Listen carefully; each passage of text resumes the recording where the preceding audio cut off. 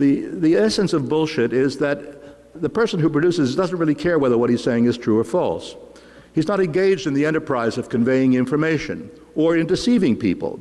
He's engaged in the enterprise of manipulating opinions, manipulating attitudes and feelings, and he will say whatever he thinks will be effective in that respect, regardless of whether it's true or false. He's not interested in telling the truth, nor is he interested in lying or in conveying falsehood. The whole question of whether something is true or false is a matter of total indifference to him. We live in a marketing society. We live in a society in which everybody is trying to sell something. They're trying to sell a product or a person or a policy or a program. And in the enterprise of trying to sell things, one is trying to get people to buy them. And that means manipulating or at least affecting their beliefs, affecting their attitudes, affecting their feelings, affecting the way in which they respond to whatever it is that you are trying to sell. There's so much of this that it has become normal. We tend to tolerate it without much resistance or resentment. If somebody tells a lie, we feel violated. We feel that some kind of real offense has been committed. When we encounter somebody who is producing bullshit, we may be irritated. We may turn away with an irritated shrug, but we don't feel that there's some kind of punishment is in order. If a political figure, if someone in high public office is caught lying or is caught telling what seems to people to be a lie, there's a tremendous commotion.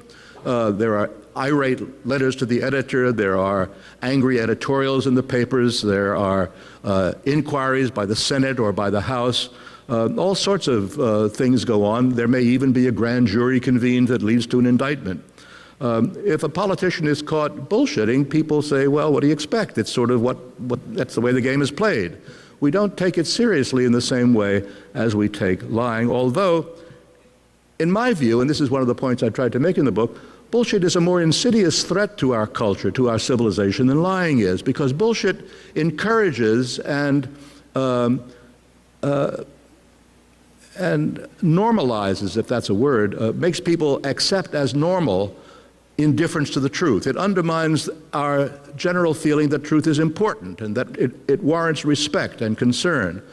The liar is not like that. The liar actually is concerned about the truth. He can't tell a lie unless he believes he knows what's true.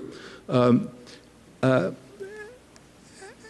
is nothing in the activity of lying that encourages people to stop taking truth seriously. On the contrary, we take it very seriously, as is indicated by the fact that we respond so vehemently when we discover or feel we've discovered that a lie has been told, whereas we don't respond with the same intensity of feeling, the same sense of being injured or offended when we encounter somebody who is giving us bullshit. I said that one of the reasons why there is so much bullshit, perhaps the basic reason, is because we live in a marketing society. We also live in a society in which there's an enormous amount of talk. There are professional talkers on talk shows, on shows with talking heads, on programs on the radio and on TV, as well as in the print media and in Hollywood, in which people are paid to talk. So they go on talking, and they go on talking beyond the point at which they know what they're talking about. And the result of that is inevitably and inescapably that they begin producing bullshit. And they can't stop talking because if they stop talking, they don't get paid. There's another consideration which I mentioned in the book.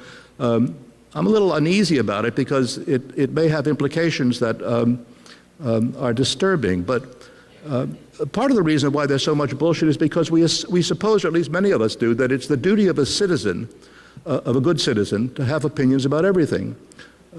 You can't have an opinion about everything that's well informed. You can't have an opinion about everything that's based on a careful analysis of the relevant data.